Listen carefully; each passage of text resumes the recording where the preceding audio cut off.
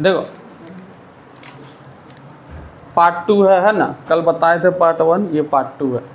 बिंदु के निर्देशांक, इसका क्या मतलब है? पहला लाइन पढ़ो, किसी बिंदु को सामान्यतः pxy के रूप में लिखा जाता है। मान के चलो ये हमारा x अक्ष है और ये हमारा कौन सा अक्ष है?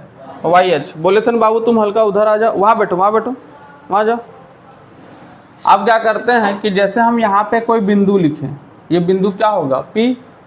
ये P जो होगा, ये बिंदु मान के चलो, ध्यान से सुनना, ये क्या है सर? 1 2 3 4 5 6 7 लिखो, 1 2 3 4 5 6 7। सेम उसी तरह लिखेंगे 1 2 3 4 5 6 7 8, 1 2 3 4 5 6 7 8। अब यहाँ पे समझो, इसे सेंटर में एक बिंदु लिए और इसे सेंटर में एक बिंदु लिए, दोनों आके कहाँ मिला? यहाँ पे मिला। तो ये जो बिंदु आया इसका निर्देशांक क्या होगा? तो निर्देशांक देने के लिए सबसे पहले x का पार्ट लेंगे, फिर y का पार्ट लेंगे। तो x कहाँ तक हमारा गया? 5, तो 5 आएगा। y कहाँ तक गया हमारा? 6, तो 6 तक जाएगा। समझ में आया?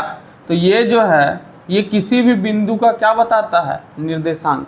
यहाँ पे वही लिखा है, देखो यहाँ x जो है, ये जो x है वो x निर्देशांक से लिया जाता है, जिसको भुजा बोलते हैं, सॉरी भुज बोलते हैं। और y जो है वो तुम्हारा y निर्देशांक से लिया जाता है, जिसको क्या बोलते हैं? कोटि। यहाँ पे क्या लिखा है कि यदि कोई बिंदु P, मान के चलो एग्जाम्पल में 3,5 है, तो उसका x निर्देशांक क्या होगा? 3। ऑब्जेक्टिव में तुम लोगों का आएगा, क्या आएगा? जैसे ऐसे करके दे दिया जाएगा, बोलेगा दिए गए बिंदु के x निर्देशांक को लिखिए। तो ये जानो कि x निर्देशांक क्या होता है सर? पहले वाला पार्ट है। y निर्देशांक क्या होता है?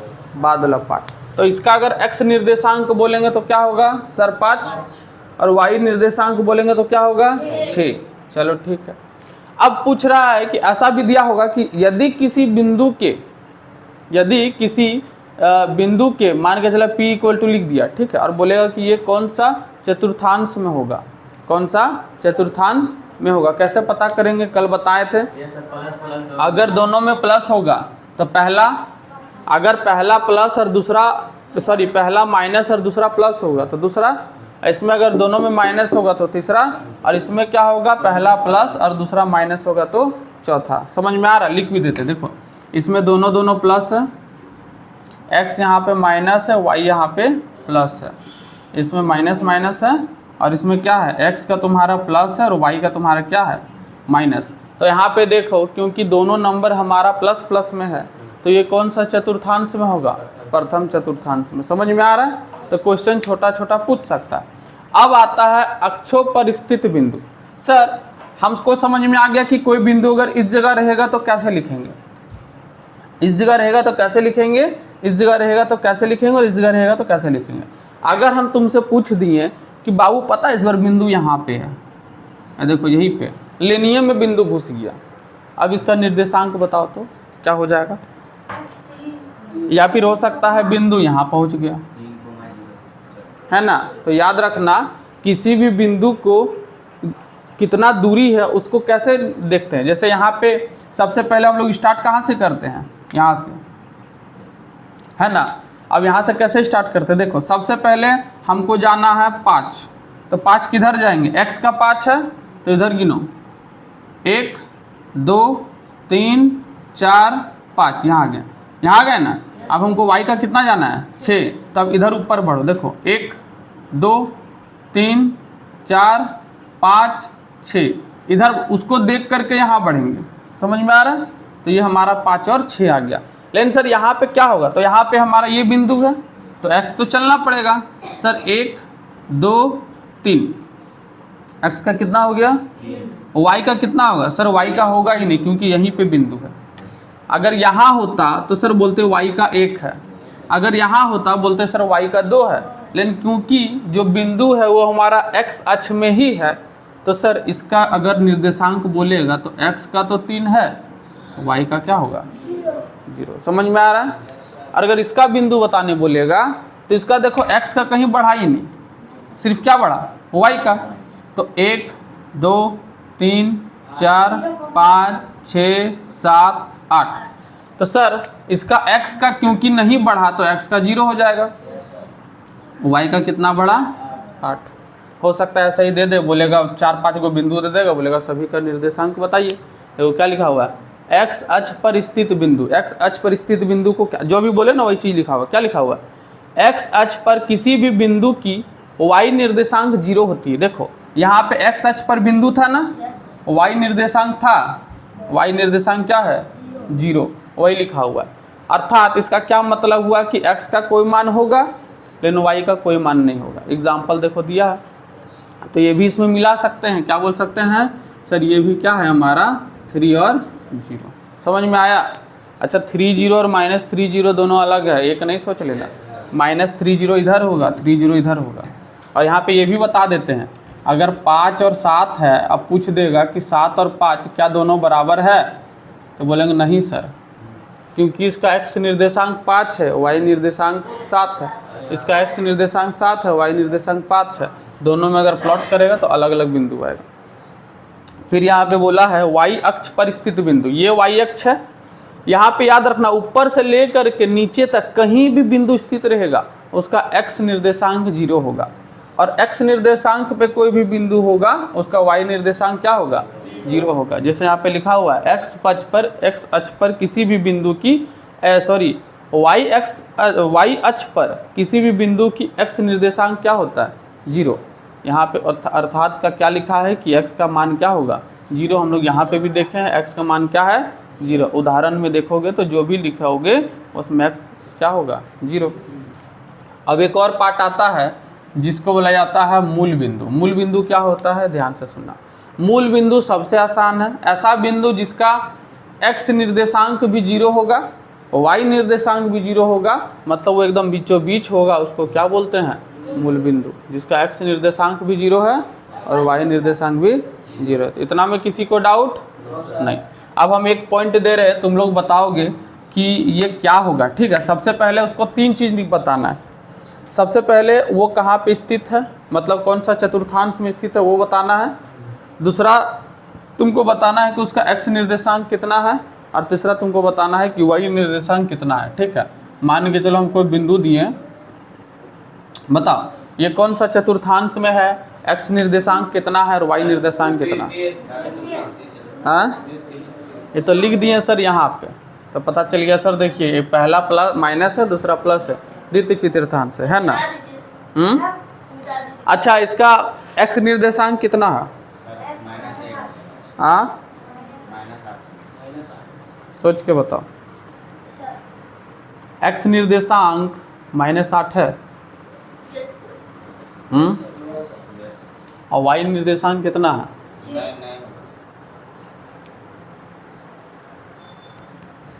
सोचो। इसको देखो क्या लिखा हुआ है, अगर अक्ष पर किसी भी बिंदु की y निर्देशांक 0 होती है तो y निर्देशांक 0 होगा। y निर्देशांक 0 मतलब सेकंड वाला पार्ट, तो इसका y निर्देशांक कितना है 6, और x निर्देशांक कितना है -8। समझ में आ रहा है, वही चीज़ है। और ये कौन सा चतुर्थांश में होगा, तो द्वितीय चतुर्थांश में होगा। समझ में आया, चलो ठीक है। देखो अब जो इम्पोर्टेंट है वो चीज़ हम लोग पढ़ते हैं, ध्यान से सुनो। इम्पोर्टेंट का है कि ज़्यादातर क्वेश्चन जो है इससे और एक होता है सेक्शन फॉर्मूला, उससे बनता है। सबसे पहले याद रखो कि दो बिंदुओं के बीच की दूरी कैसे बताएंगे। मान के चलो हमको ऐसे करके एक बिंदु यहाँ दे दिया, ठीक है, और ऐसे एक बिंदु यहाँ भी दे दिया। अब बोलेगा कि दोनों के बीच का दूरी बताओ। अब ये बिंदु है तो इसका कुछ तो कुछ होगा, और ये बिंदु है मान के तो इसका भी कुछ कुछ होगा। तो मान के चलो कि ये जो बिंदु है, सपोज दैट ये पार्ट इसका माइनस होता है, या फिर दोनों का भी प्लस लेते हैं, ठीक है। पहला बार है तो तुम लोग का प्लस लेते हैं, बाकी हम चारों केस बताएंगे। ये होता है तुम्हारा Q और ये तुम्हारा मान के चलो R। समझो एक हम पॉइंट ले रहे हैं जो है तुम्हारा ऐसे करके दोनों का x सेम 1 2 3 4 5, दोनों का 5 है, ठीक है। इसका y होगा तुम्हारा 1 2 3 4 5 6, इसका होगा 4, इसका होगा 6। अब इसका और इसका बीच का तुमको दूरी बताना कि Q और R के बीच का दूरी कैसे होता है।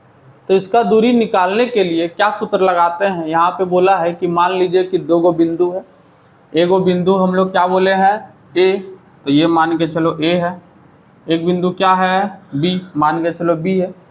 अब ये जो बिंदु A है उसका x1 और y1 होगा कि नहीं होगा, होगा ना। और दूसरा बिंदु क्या है B, उसका क्या होता है मान के चलो x2 और y2। अभी बोला है तो A और B के बीच का जो दूरी है वो सूत्र क्या होता है उसका, तो उसका होता है under root x2 minus x1 का whole square plus y2 minus y1 का होल स्क्वायर। अगर हमको बोलेगा सर इसी एग्जाम्पल पे इसको निकालिए तो कैसे होगा, तो देखो AB निकालना है, अंडर रूट ये x1 है ये x2 है, तो x2 माइनस x1 मतलब 5 माइनस 5 का whole square plus y2 minus y1 6 minus 4 का क्या हो जाएगा होल स्क्वायर। तो 5 में 5 गया, ये तो हमारा सर 0 हो गया, और 6 में 4 गया, कितना हो गया 2 का स्क्वायर, मतलब सर रूट 2 का स्क्वायर है, और रूट से स्क्वायर से रूट कट जाएगा, आंसर कितना होगा। या फिर तुम लोग ऐसा भी कर सकता है कि रूट के अंदर 2 का स्क्वायर क्या होता है 4, और अंडर रूट 4 कितना होता है 2, तो इसके और इसके बीच का यूनिट लंबाई कितना है 2 यूनिट है। समझ में आ रहा है। तो उस तरह करके कोई भी 2 बिंदु का बीच का हमको दूरी निकालने बोलेगा तो ये AB जो दूरी का सूत्र होता है इसको याद कर लेना, इसी से हम लोग दूरी को निकालेंगे। कल हम पूछेंगे 2 बिंदु के बीच का दूरी का निकालने का सूत्र क्या होता है, बोलोगे sir AB is equal to under root x2 minus x1 का whole square plus y2 minus y1 का होल स्क्वायर। अब एक और होता है मध्य बिंदु सूत्र। मध्य बिंदु क्या होता है, मान के चलो कि एक बिंदु A है, यहाँ पे A है, कुछ होगा x1 y1, और ये बिंदु सर B है, इसका क्या होगा कुछ x2 और y2। तो ये दोनों के बीच में मान के चलो यहाँ पे एक मध्य बिंदु है, क्या है मध्य बिंदु, ये क्या होगा सर M होगा, क्या होगा M। तो M होगा सर, तो इसका क्या होगा, इसका भी तो कुछ होगा ना। जैसे यहाँ पे समझो, जैसे इसके बीच का दूरी ये है तो इसका भी तो कुछ होगा ना, मान के चलो M है तो इसका भी x का कुछ मान होगा, y का कुछ मान होगा, है कि नहीं है। हम लोग अगर कोऑर्डिनेट ज्योमेट्री पढ़ रहे हैं तो यहाँ पे कोई भी बिंदु बोलेंगे उसका x निर्देशांक और y निर्देशांक होगा ही होगा। तो यहाँ पे जो बिंदु है उसका x निर्देशांक और y निर्देशांक होगा।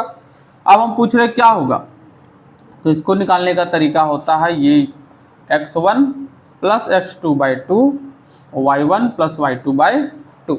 अच्छा ये फॉर्मूला इसी में लगा तो और इसका बता तो मध्य बिंदु का निर्देशांक क्या होगा। बोलेंगे सर अभी आप बोले x1 प्लस x2 बाई 2 मतलब 5 और 5 कितना होता है 10, और 10 बट्टे 2 कितना हो जाएगा 5।